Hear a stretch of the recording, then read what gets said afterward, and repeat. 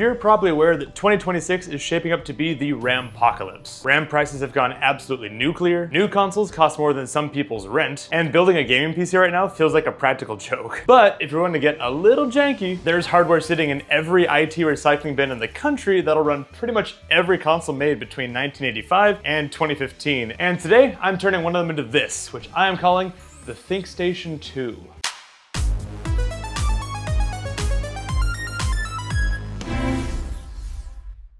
Real quick, if you're new here, hey, I'm Coulter. On this channel, we cover console mods, retro tech, weird PC builds, and generally janky tech projects. So if that sounds like you, be sure to subscribe down below so you don't miss future videos. So here's the part that I should probably disclose up front. I did not pay for this mini PC. A local IT service provider was clearing out a whole stack of these, queued for recycling, and when I was asked if I wanted one, I said yes as fast as humanly possible. Which is in itself a bit of a hot tip. If you're scrolling Marketplace or eBay looking for a mini PC like this and you're not liking the prices you're seeing, calling a few local MSPs and politely asking if they have anything in their recycling queue is actually a pretty fair play, and you'll actually see Luke and Linus do this pretty often in Scrapyard Wars. Worst case, they say no, but best case, you walk away with a free PC. And the honestly wild thing about 10-year-old office hardware right now is that it's super capable for emulation in 2026 to a point that genuinely surprised me. You'll see that in a second. But this project made me realize that we're in a weird golden era where big offices have 10-year-old little mini PCs like this that they can't wait to get rid of, but those mini PCs are actually surprisingly capable for what people like us want to do with them. Hence the gold rush of these little things. And that's why today we're going to take this 2018 Lenovo ThinkCentre, it's an M715Q, load it up with the right software and the right aesthetic, and see exactly how far we can push this thing for basically the cost of an M.2 SSD.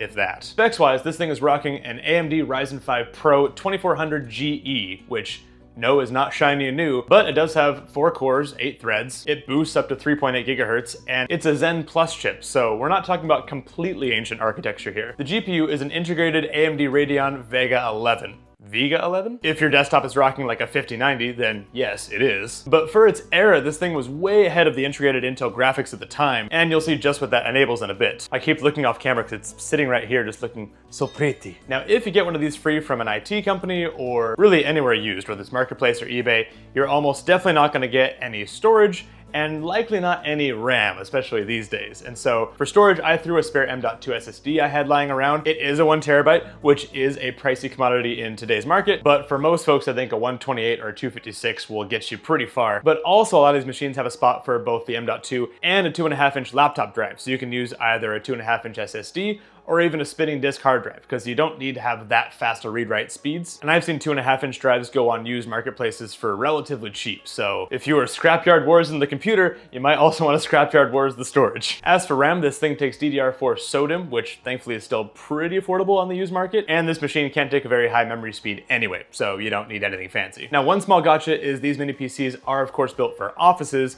so the display outputs are typically DisplayPort and VGA, which of course neither of those ports are on a modern TV, but that's nothing a little DisplayPort to HDMI dongle can't fix. And yes, before you ask, these DisplayPorts absolutely do still carry the audio. For the operating system, we're going to use Batocera. And if you haven't used it, Batocera is a Linux distro built from the ground up to just give you what you need to play emulators. Clean emulation station front end with basically no desktop nonsense at all to get in the way or break the illusion of a console. It's also been ported to a huge number of devices and handhelds, so we'll definitely be coming back to Batocera in the future for sure. And full disclosure, I had actually never used Batocera before, and I was pretty excited to finally have an excuse to take it for a spin on this project on legitimately capable hardware. The install process is super clean. You flash it to a USB drive and it acts like a live USB. So technically you can run Batocera right off of the stick. But of course in our case, once you have it booted up off the live image, you just need to join to a network, hop down to the system settings and choose install to a new drive, and then it'll download a fresh image from the internet and then install it directly onto our internal SSD. And once that's all done, we can pull out the USB and boot it up afresh, and Batocera is now on the internal drive, which took very little time because it automatically takes over the whole SSD, so you don't have to worry about any partition screens or user account creation or anything like that. And speaking of connecting Batocera to the network, a bunch of super handy stuff becomes available, as I found, once you're on the network, such as browsing the emulation station themes directly from the UI, scraping artwork for your library, and my personal favorite, it automatically exposes a share of all the important user stuff, which you can access without a password from any other computer on your local network, which makes it super handy for copying over your BIOS and ROM files and all that good stuff that actually makes this worth using. And thankfully, my particular little ThinkCentre here had both Wi-Fi and Bluetooth built in, which makes this all a ton easier, getting to both skip the Ethernet cable or Wi-Fi dongle, and then having Bluetooth obviously makes pairing controllers way easier, such as Xbox controllers or 8-bit Doos or Ambernix or whatever you have in the controller drawer. And thankfully, as I found, Batocera seems to automatically map the controllers into the emulators for you, aside from, say, having to mentally flip A and B when you go onto a Nintendo console with an Xbox controller. For the most part, it's very plug and play, which I love. Speaking of adding ROMs though, if you add your ROMs and they don't show up, all you gotta do is press start on the main dashboard, go to game settings, and then choose update game lists, which is weirdly unobvious the first time, but it'll just do a rescan and then all your ROMs show up beautifully. Once you're done loading up your ROMs, BIOS, scraping your artwork, playing with the various theme options,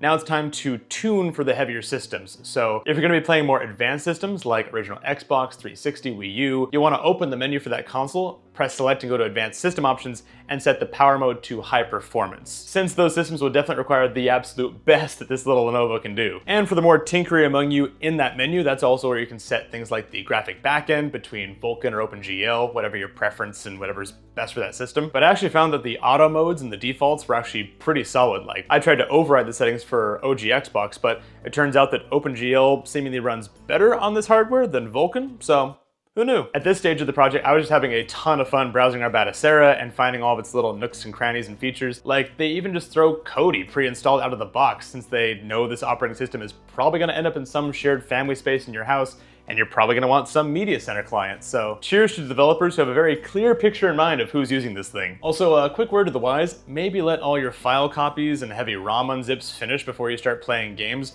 especially if you're on a slower drive. Hypothetically, of course. I would never actually do that for sure. Quick sidebar before we get into the fun stuff. Apparently a lot of you watch this channel without being subscribed, which first of all, thank you. And second of all, if you're into this kind of janky upcycling project, then subscribing down below genuinely helps the channel out a ton. So thank you in advance, and back to it. So before we dive into the actual performance testing, we need to give this thing the physical glow up to earn the ThinkStation 2 name. Believe it or not, I actually thought for a long time about the right name for this thing.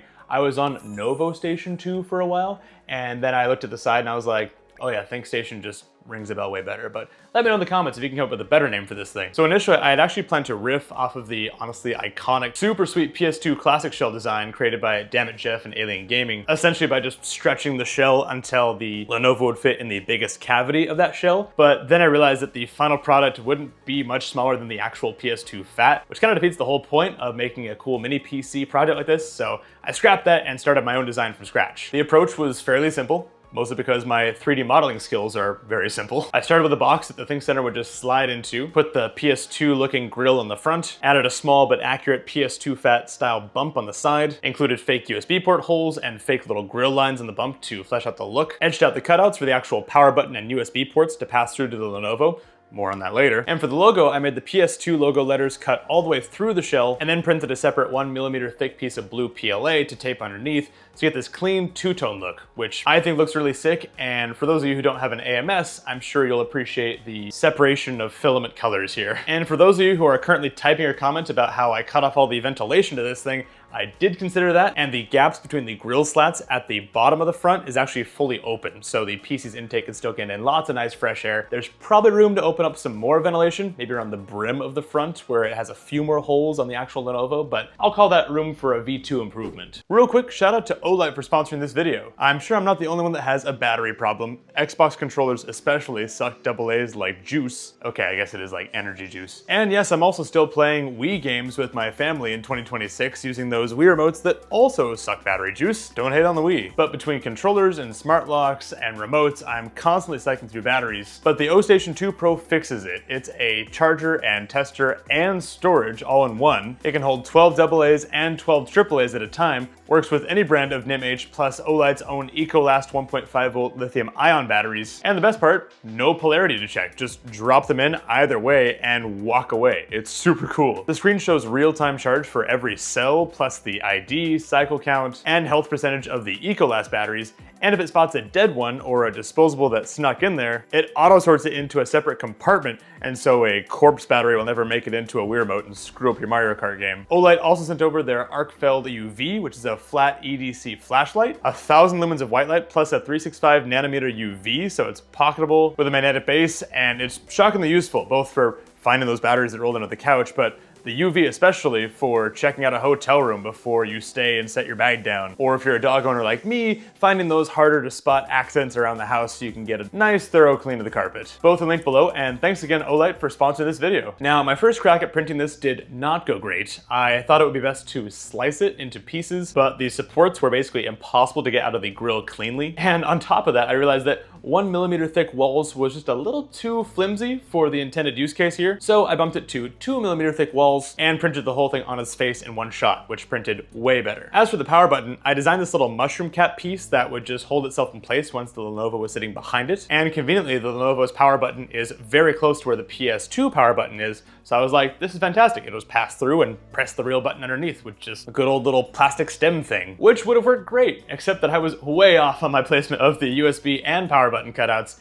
And given that I didn't give myself enough time to do another full print before filming, I'm reserving that fix for V2 as well. So for now, we just turn it on with these tweezers, which, trust me, doesn't feel janky at all. Speaking of version 2, let me know in the comments if you want to see a V2 of this in a follow-up video and any ideas you have for it. Maybe a different inspiration console altogether, or tweaks on the design, like obviously fixing the front ports and stuff like that, but maybe adding like a back bracket so that it can't like slide out the back if you're using your console like this for some reason. And I'll also be linking all the models I created here for this version 1 in the description, so if you want to riff on this for yourself, I would absolutely love that. And it'd be super cool if this whole ThinkStation 2 idea became a trend for upcycling old office hardware into something cool and useful and not in a landfill. Back to version 1 though, one thing I noticed after printing is the PC is a tad looser in the sleeve than I'd hoped, but if you are wondering what that empty bump on the side is for, apparently it's for sliding in a double disc copy of Final Fantasy to act as both a counterweight and brace to keep everything snug, which was totally how that was planned. Also, if you're wondering why there's a slight ridge running along the side of the print, that's because I lost power 70% through the print, but thankfully my printer was able to recover from that and resume once it was back online, but obviously it was slightly off when it resumed printing. But hey, it's finished. For the PS2 logo itself, I actually manually painted my AMS colors onto it in Bamboo Studio because I couldn't think of a cleaner way to do it at the time. And I gave it a little 4mm stem to match the gap in the center grille, so technically, you can rotate it from horizontal to vertical just like the actual PS2, just, you know, without all that pesky, convenient swiveling action. But all right, aesthetics are great, but moment of truth, let's see what this free 10-year-old Office Mini PC in a PS2 costume can actually do. For some reason, my morbid curiosity drove me to start with the Wii U, which I didn't really expect very good things from, but to my great surprise, Mario Kart 8 held a near locked 60 FPS the entire time, which I was definitely not expecting from a 2018 Office PC, so pretty wild start out of the gate for sure. And I was like, okay, well that's awesome. Good shot Wii U, but one of the things that I've personally been craving is to have easy access to original Xbox titles, especially when I have friends over. And so original Xbox was next on the docket, and it was also perfectly playable. And I definitely enjoyed playing Burnout Revenge a little longer than I'd planned to. And if you don't know, it's just one of the most goated racing titles ever. Absolute peak. Chef's kiss. Very pumped to see original Xbox playing super well on this hardware. And quick aside while we're talking about the 4x3 console era, the built-in bezels Batocera ships with for these older aspect ratios are genuinely premium. Like, it makes the whole thing feel way more polished than it has any right to, and honestly sells the console vibe even harder. Like, I was just nerding out about how crisp they got all the glossy product photos and renders of everything, so if you're a console aesthetics nerd like myself, you'll probably enjoy the bezels for sure. So at this point, I was doing way better than I expected. I was gonna be really pumped if OG Xbox worked, did not think that Wii U would work, and I was like, what the hey, let's try 360. I didn't even plan to include 360 in the testing for this video, but the unreleased GoldenEye 007 remaster, which if you're a fan of the channel, you know that I love testing this game because I love that this game was created, and it is a tragedy it wasn't released, but it ran totally playable and smooth, like maybe the occasional 2-3 FPS dip here and there, but nothing that really bothered me or I even noticed. I was just having a lot of fun playing GoldenEye. And at this point, I remembered what console we actually modeled this whole project after,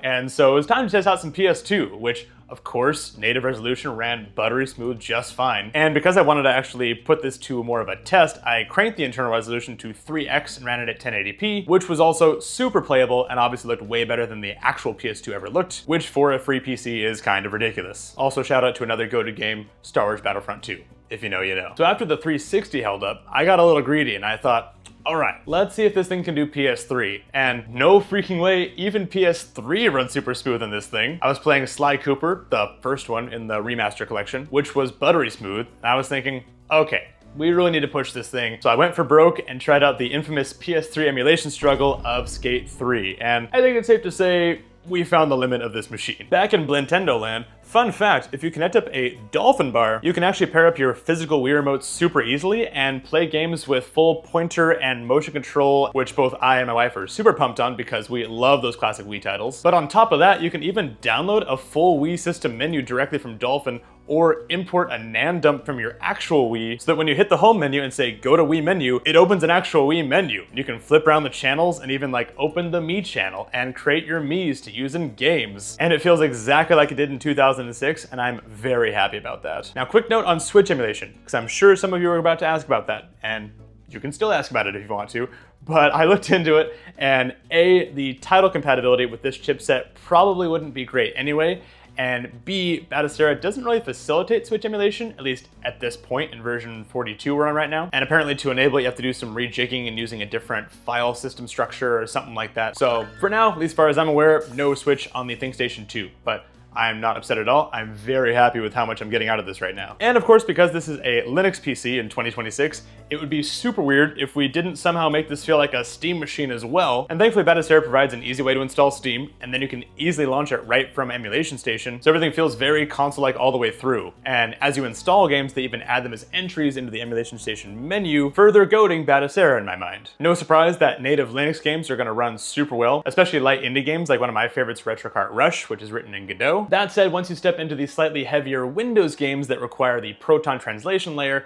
that's where this Vega 11 starts showing its age. I tried Rocket League as a benchmark, and even at 1080p on some of the lower performance settings, I was not having the snappiest Rocket League experience, to say the least. Definitely playable-ish, but I wouldn't bet my competitive rank on it by any means. So your mileage is definitely going to depend on what you're asking Proton to run, but on this machine, if you stick to lighter indies, you're golden, and I'm sure some of the older classic 2010 and past 3D stuff is probably going to work well on this too. But this project honestly turned out way better than I expected, especially given I didn't really give myself that much time to do the 3D modeling or printing, given that I'm living with certain mistakes right now. And I think this little mini PC is going to be right at home sitting in our living room, giving me and my wife and friends stupid easy access to basically every game that came out between when we were born to when we graduated university, which for a lot of us is when we did the majority of our gaming in our lifetime anyway. So those are like unnaturally S-tier games. The biggest takeaway here, 2026 might be the Rampocalypse, but it's also weirdly one of the best times ever to build an emulation machine out of hardware nobody wants anymore, or even hardware just sitting around in your own house. Like that old laptop could totally be repurposed for something like this. And I think if we're all honest, we all have a number of pretty fantastic titles that are sitting in our emulation backlog, and 2026 looks like a great year to embrace those titles. And whether you find that PC in your own house or in an IT recycling bin somewhere, it might even cost you nothing to get up in gaming, which is just wild. Let me know in the comments what old office PC you'd want the ThinkStation treatment applied to next. Maybe an old Dell Optiplex as a